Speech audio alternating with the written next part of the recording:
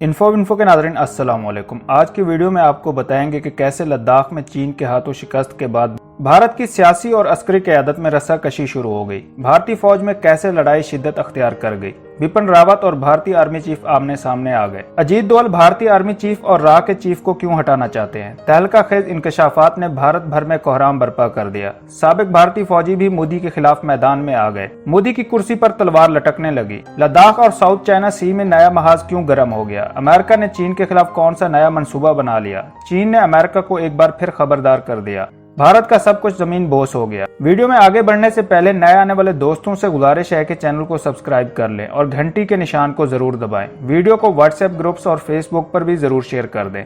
नाज़रीन इकराम, भारत और चीन के दरमियान जारी कशीदगी एक नए मोड़ में दाखिल हो गई है। चीन ने अमेरिका और भारत के दोस्त ममालिक को ललकार दिया। चीन ने अपनी ताकत के बलबूते पर अहम टारगेट की मंसूबाबंदी करके भारत और इसके इत्तेहादी ममालिक को वाज़ेह पैगाम भेज दिया, जिसके बाद भारतीय ऐवानों में हलचल मच गई। भारत की फौज मुतनाज़ा इलाके में चीन के हाथों मार खाने के बाद अब बुरी तरह से फंस चुकी है। लद्दाख में चीन अब कौन सी नई गेम खेलने वाला है। भारत की सियासी और अस्करी क़यादत आमने सामने आ गई। बगावत का खदशा बढ़ने लगा। अजीत डोवाल की खुफिया साजिश भी सामने आ गई। शिकस्त अब मोदी सरकार का मुकद्दर बन गई। भारतीय वजीर आजम के अपने साथी भी इसके मुखालिफ हो गए। नाज़रीन इकराम, चीन अपने अहम तरीन दिफाई साजो सामान को भारत की सरहद पर ले आया। चीन ने भारत को एक बार फिर होश से काम लेने का मशवरा दे डाला। चीन भारत और अमेरिका को शिकस्त देकर दुनिया की सुपर पावर बन जाएगा। आलमी मुबस्सिरीन के तहलका खेज इंकशाफात ने अमरीकी इंतजामिया की दौड़ें लगवा दी। चीन के पास ऐसा जदीद दिफाई साजो सामान है कि वो खित्ते में मिनटों से भारत की बत्ती गुल कर सकता है। इन दोनों के दरमियान होने वाली कशीदगी में चीन को अच्छे अंदाज में अपनी ताकत को मनवाने का मौका मिलेगा। चीन ने ऐसी कौन सी बड़ी धमकी भारत को लगा दी कि भारत के फौजी और इसके अहम कमांडरों के हाथ पांव फूल गए। भारतीय फिजाया ने भी सरहद पर गश्त करना बंद कर दी। चीन के आगे भारत का सारा दिफाई निजाम ठोस होकर रह गया। नाज़रीन कराम, चीन और भारत के दरमियान होने वाली कशीदगी के दौरान अमेरिका ने बहिरा जनूबी चीन में 2 त्यारा बरदार बहरी जहाजों को तैनात किया था। अमेरिका ने चीन को यह पैगाम दिया कि इसके अपने हमसाया ममालिक के साथ कशीदा ताल्लुकात खित्ते के लिए खतरा बन गए हैं। अब अमेरिका ने चीन की पेशकदमी को रोकने के लिए जनूबी बहरा चीन में पूरी ताकत के साथ मशकें करने की मंसूबाबंदी कर ली है। चीन ने भारत और अमेरिका की तैयारियों को देखते हुए अपनी फौज को भी अहम हुक्म जारी कर दिया। नाज़रीन इकराम, चीन के हाथों हजीमत उठाने के बाद अब मोदी के घर में भी बगावत शुरू हो गई है। मोदी जो सारी दुनिया के सामने राग अलापता रहा कि चीन ने भारत के इलाकों पर कब्जा नहीं किया, लेकिन मोदी की हुकूमत के खिलाफ काम करने वाला चोर खुद इसके घर का बेदी निकला। भारत की 4 अहम शख्सियात के खिलाफ मैदान सज गया। इस्तीफे की तलवार लटकने लगी। 4 में से किसी 1 या 2 को भी मोदी फारिग कर सकता है। भारतीय army chief of defence staff Ajit Doval और राजनाथ सिंह के गिर्द भी घेरा मजीद तंग होने लगा। अजीत डोवाल और बिपिन रावत के कहने पर बयान देना भी मोदी को मौत के मुंह में ले गया। भारत की आर्मी के अंदर भी लड़ाई इतनी शिद्दत अख्तियार कर गई है कि मोदी के अहकामात को फौजी अफसरान ने हवा में उड़ाना शुरू कर दिया है। बिपिन रावत के अज़ाइम सबके सामने आ गए।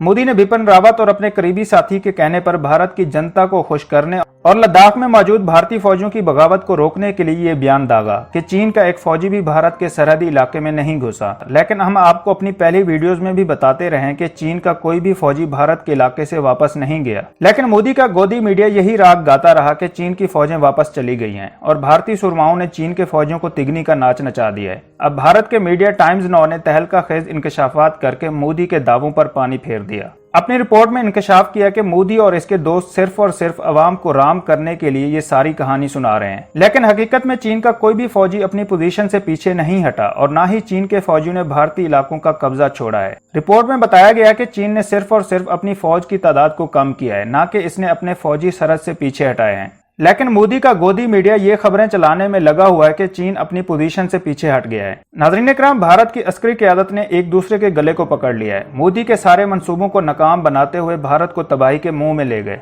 भारतीय chief of defence staff Bipin Rawat बतौर आर्मी चीफ अपने ओहदे में तोसी चाहता था, क्योंकि वो मोदी के बहुत करीब होने की वजह से इस चीज का फायदा उठाना चाहता था। ताहम मोदी ने अपने दोस्त को खुश करने के लिए रातों रात कानून में तब्दीली करके नया ओहदा बना दिया। बिपिन रावत ने अजीत डोवाल के साथ मिलकर 2025 तक की पॉलिसियां बनाई और इसी वजह से भारत ने भारी तादाद में दिफाई साजो सामान लेना शुरू कर दिया। इनका सबसे अहम मकसद पाकिस्तान और चीन को सबक सिखाना था। बिपिन रावत और अजीत डोवाल पाकिस्तान में जारी CPEC मंसूबों को खराब करने की कोशिश में मसरूफ अमल थे।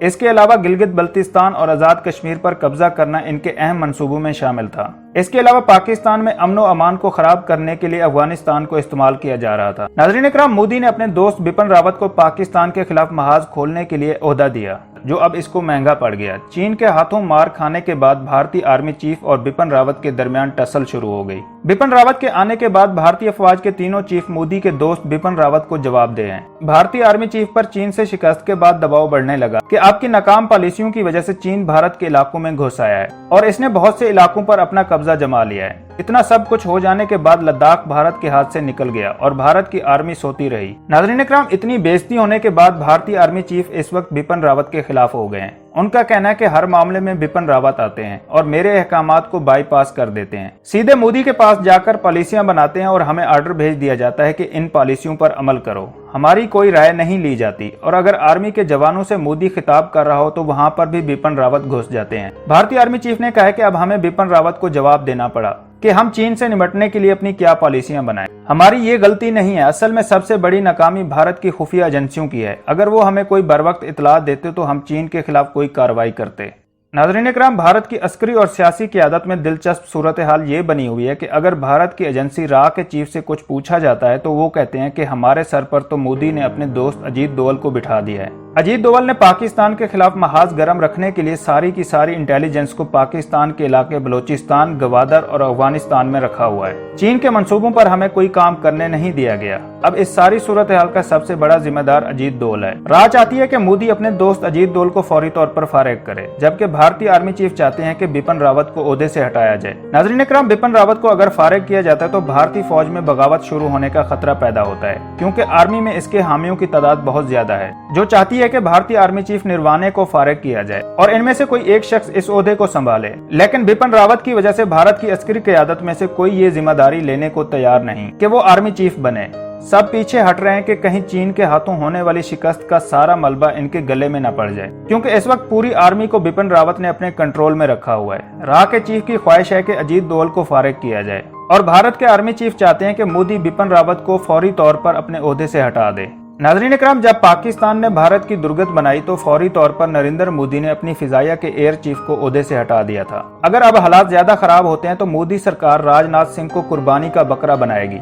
इस बात से साफ जाहिर होता है कि मोदी की अपनी फौज में लड़ाई शिद्दत अख्तियार कर गई है। जिसको ओहदे से हटाना है इसको हटाया नहीं जा रहा। अब ये पाकिस्तान के लिए साजगार हालात हैं कि वो भारत को सबक सिखाए, क्योंकि मोदी सरकार इस वक्त कुछ भी नहीं कर सकती, क्योंकि इसके हाथ पांव बंधे हुए हैं। और मौजूदा हालात में भारत की एजेंसी रा ने जो अपनी रिपोर्ट मोदी को पेश की, इसमें बताया गया कि पाकिस्तान चीन के साथ मिलकर कोई बड़ी कार्रवाई की तैयारी कर रहा है और पाकिस्तान चुप करके नहीं बैठा हुआ। अगले चंद महीनों में जो भी बड़ी कार्रवाई होगी इसके लिए पाकिस्तान ने बड़ी मनसूबाबंदी तैयार करके रखी हुई है। नाज़रीन इकराम, दूसरी जानिब अपोजिशन जमातों के बाद भारत के साबिक फौजी अफसरान भी मोदी के खिलाफ मैदान में आ गए हैं। 144 साबिक आर्मी अफसरान ने मोदी को खत लिख डाला और भारत की आर्मी के इन साबिक अफसरान की जानिब से लिखे जाने वाले खत को भारत की फौज के तीनों चीफ्स को भी अरसाल किया गया।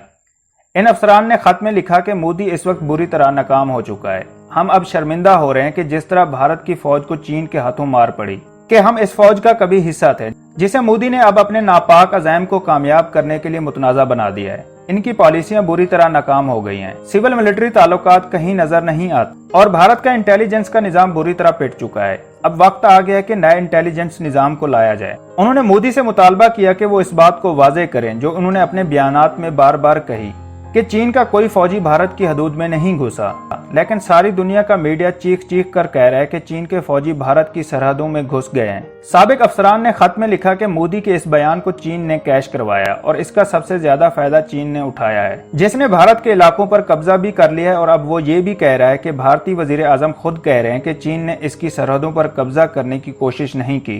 नाज़रीन इकराम, मोदी से इन साबिक आर्मी अफसरान ने मुतालबा किया कि वो जल्द एक कमेटी बनाए जो ये आकर पूरी कौम को बताया कि चीन ने कब भारत के किन किन इलाकों पर कब्जा किया है और अब अरुणाचल प्रदेश में चीन की फौज कितने इलाके पर कब्जा करने जा रही है, कौन कौन सी रियासतें भारत के हाथ से निकलने जा रही हैं। इस तमाम सूरत हाल को लोकसभा में पेश किया जाए और कौम को बेवकूफ बनाने की बजाय सच बताया जाए, वरना भारत के पास तबाही के अलावा और कोई रास्ता नहीं रह गया।